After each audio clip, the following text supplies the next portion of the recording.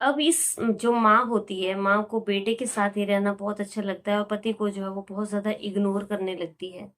और जब वो पति को इग्नोर करने लगती है तो पति को बहुत ज़्यादा दुःख होता है और पति जो है वो अपना दूसरा घर बना लेता है। क्योंकि माँ जो है वो अपने बेटे से ही सैटिस्फाई होती थी। माँ को कोई भी सैटिस्फाई नहीं कर सकता था और उसे ये सारी चीज़ें अपने बेटे के साथ ही करना अच्छा लगता था। जी हाँ, दोस्तों राधे राधे, आदाब, सत श्री अकाल, नमस्कार। आप सब लोगों का मेरे यूट्यूब चैनल बहुत ज़्यादा हार्दिक अभिनंदन है। आप सब कैसे हो? आई होप आप सब लोग बहुत अच्छे से होंगे, राजी खुशी से होंगे।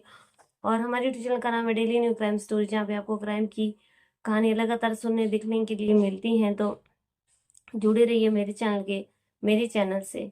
आज की कहानी जो है दोस्तों, वो है अ, पटना की। आपने बिल्कुल सही सुना कि आज की जो कहानी है वो है पटना की। पटना में दोस्तों एक कॉलोनी पड़ती है जिसका नाम बुद्धा है। बुद्धा कॉलोनी की जो है वो ये कहानी है।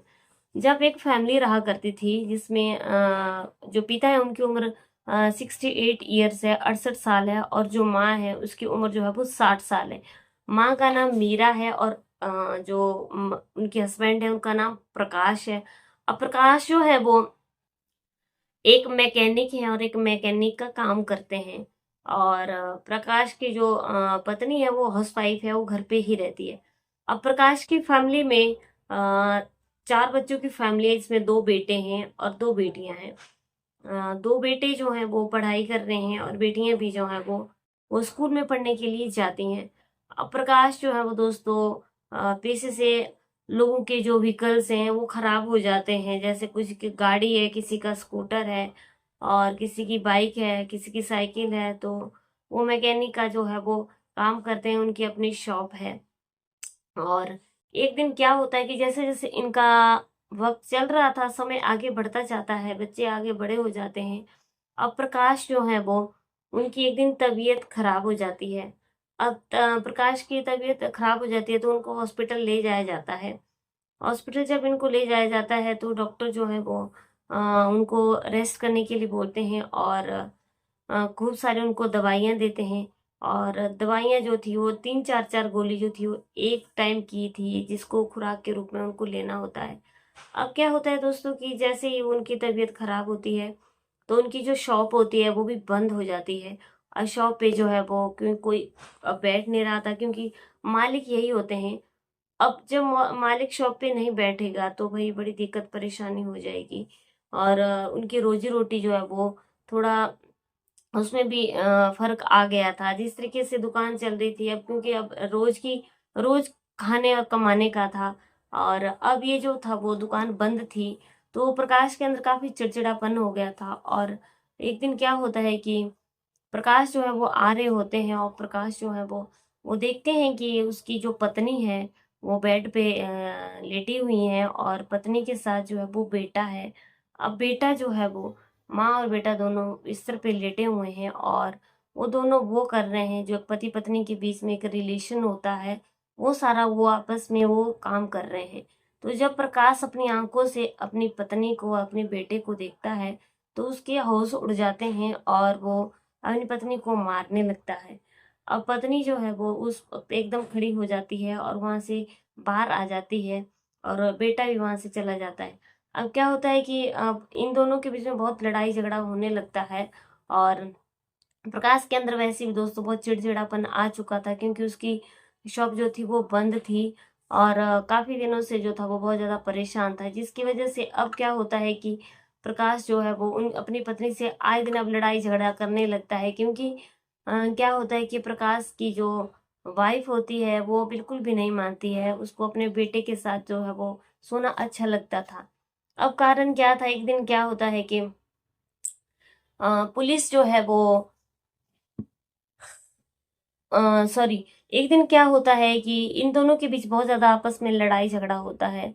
और जब इनमें लड़ाई झगड़ा होता है तो ये अब प्रकाश जो है वो एक डिसीजन लेता है कि वो वहां पर नहीं रहेगा और वो अपने अलग घर में रहेगा, क्योंकि उसका एक दूसरा एक और घर भी था और वो वहां पे जो है वो रहने लग जाता है दूसरे घर में अलग। अब ये माँ बेटा जो है वो और लड़कियां भी घर में ही उसी पहले वाले घर में रहते हैं।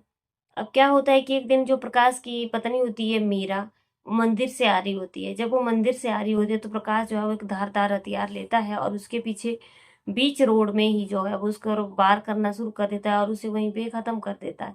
जब वो उसको वहां पे खत्म कर देता है और फिर लोगों को जब इस पता चलता है इस घटना का, तो लोग जो है वो इकट्ठे हो जाते हैं। पुलिस को जो है वो इन्फॉर्म किया जाता है।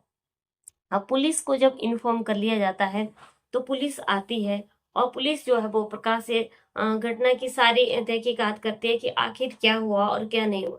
और जब ये प्रकाश जो है वो एक ऐसी कहानी सुनाता है जिसकी उसके पड़ोसियों के भी पैरों तले जमीन खिसक जाती है कि क्या एक हमारा पड़ोसी हमारे पड़ोस में ऐसा घटना घट रही थी और ये सब कुछ चल रहा था और हमें बिल्कुल भी पता नहीं था। तो ये लोग बहुत ज्यादा हैरान परेशान होते हैं और बहुत ही दुखी होते हैं। अब क्या करते हैं कि ये बहुत ही ज्यादा जब परेशान हो जाते हैं तो कहानी जब प्रकाश सुनाता है तो पैरों तले सबकी जमीन खिसक जाती है। प्रकाश का कहना ये होता है, जब प्रकाश पुलिस से बताता है कि वो बीमार हो गया था और डॉक्टर ने उसको जो है वो सारी रेस्ट करने के लिए बोला था, दुकान बंद करने के लिए बोल दिया था क्योंकि वो दुकान पे ही काम करता था। तो अब प्रकाश जो है वो कुछ भी करने के लायक नहीं था क्योंकि कमजोर हो गया था और रिलेशंस जो होते हैं हस्बैंड वाइफ के वो भी प्रकाश को बनाने के लिए पुलिस ने सॉरी डॉक्टर ने मना किया था। तो फिर प्रकाश जो है वो इन चीज़ों को नहीं कर रहा था, लेकिन जो उसकी पत्नी होती है उसको ज़रूरत होती है ये सब चीज़ें करने की। तो उसके घर में जो है वो उसका जवान बेटा होता है और ये सारी चीज़ें जो है वो अपने ही घर में अपने ही बेटे के साथ जो है वो करने लग जाती है। और जब ये सारी चीजें उसके साथ करने ये सिलसिला उन दोनों माँ बेटे का एक बार शुरू होता है तो ये थमने का नाम ही नहीं लेता है। ये आए दिन रोज ये चीजें होती रहती हैं और प्रकाश जो है वो बेटे को भी और माँ को भी ये सब करने के लिए मना करता है। जो बेटा जिस बेटे को माँ अपने हाथों से छोटा पाल करके बड़ा करती है और वो उसी के साथ अपने पति की तरह रहने लग जाती है, तो फिर जो पति होता है उसको देख करके बहुत ज्यादा परेशानी होती है और बहुत ज्यादा परेशान हो चुका था वो। प्रकाश पुलिस को बताता है कि क्योंकि उसकी पत्नी उसका बिल्कुल भी नहीं सुन रही थी और आए दिन वो अपने बेटे के साथ लगी रहती थी और बेटा जो है वो बिल्कुल भी नहीं सुन रहा होता है। तो अब क्या करता है कि अब ये प्रकाश अपना एक डिसीजन लेता है कि मैं उसे जान से मार दूंगा ताकि अगर ये नहीं रहेगी तो फिर बेटा अकेला क्या करेगा। तो फिर वो जो मंदिर से आ रही होती है तो प्रकाश जो है वो उसे मंदिर से रास्ते से आती बार जो है वो रास्ते में उसको धार हथियार से जो है वो पार करता है और उसको मार देता है। अब जब बेटे को ये पता चलता है कि उसके माँ के साथ ऐसा हो गया तो बेटा भाग करके जाता है और माँ को हॉस्पिटल ले जाता है। और हॉस्पिटल जब वो ले जाता है तो हॉस्पिटल में ले जाते ही उसकी माँ की मृत्यु हो जाती है और वो मर जाती है। जब पुलिस और ये सब लोग ये कहानी प्रकाश के मुंह से सुनते हैं तो सबके पैरों तले जमीन खिसक जाती है कि क्या एक सगी माँ अपने बेटे के साथ ऐसी निंदनीय अपराध को जो है वो जन्म देती है। हमारे समाज में दोस्तों जो माँ को बहुत बड़ा एक दर्जा माना गया है, लेकिन कई लोग जो है वो इसका गलत फायदा उठाते हैं। जैसे कि इस कहानी में ही एक बेटा जिसको भी ये पता नहीं चला कि ये मेरी माँ है और माँ को ये उस अपने नशे में अपनी जवानी के नशे में इतनी चूर थी और उसको ये पता नहीं चला कि ये उसका पति है या उसका बेटा है, क्योंकि उसके शरीर को जो थी वो इस चीज की जरूरत थी और वो पति जो है वो इसको पूरा नहीं कर पा रहा था तो वो अपने बेटे के साथ ही लग गई। दोस्तों ये कहानियां जो है वो जब इस टाइप की सामने आती हैं तो बहुत शर्म से जो है वो हमारा सिर भी झुक जाता है कि एक महिला होकर के उसने ऐसा गलत कृत्य किया। और पुलिस ने जो है वो अब उसको अरेस्ट कर लिया क्योंकि उसने हत्या की थी उसके पति को। लेकिन अब कहानी से हमें क्या सीख मिलती है दोस्तों? इस कहानी से मेरे नजरिए से ये सीख मिलती है कि जो माँ कर रही थी वो बहुत ज्यादा गलत किया और जो उसके पति ने किया ऐसी औरतों के साथ जो है वो ऐसे ही करना जब गुस्से में इंसान ऐसा आ जाता है तो वो उनके उनका कोई भी प्रकाश की जगह होता है तो वो ऐसा ही करता, कोई भी पति होता। लेकिन प्रकाश को पुलिस में इन्फॉर्म करना चाहिए था, उसको कानून को अपने हाथ में नहीं लेना चाहिए था। अब चाहे प्रकाश ने गुस्से में ये सारी चीजें की लेकिन अब वो जेल में है और जो माँ जो है वो उसकी पत्नी जो है ये दुनिया छोड़ करके चली गई है। उनका हंसता खेलता एक पूरा परिवार जो है वो बिखर गया। इसलिए कोई भी गलत काम नहीं करना चाहिए, चाहे कोई भी इंसान हो, क्योंकि गलत काम का हमेशा गलत ही नतीजा मिलता है। दोस्तों, मेरा ये कहानी सुनाने का उद्देश्य सिर्फ आप लोगों तक जागरूक करना है।